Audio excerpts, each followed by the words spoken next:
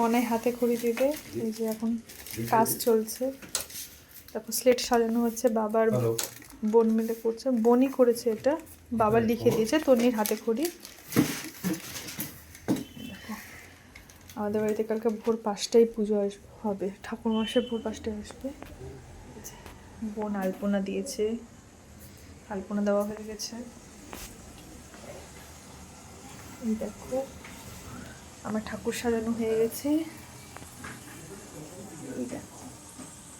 এই দেখো সব সাজিয়ে রেখেছি, ভোরে উঠতে হবে, ভাবছি ঘুমাবোই না।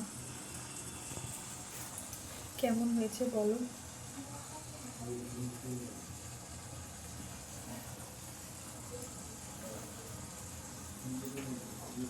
আর বাদবাকি সব ভোরবেলা উঠে গুছাবো, ফুল টুল ফল টল দিয়ে।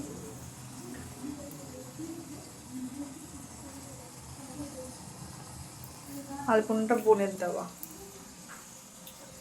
কেমন হয়েছে একটু জানাবে, কিছু ভুল থাকলে বলবে।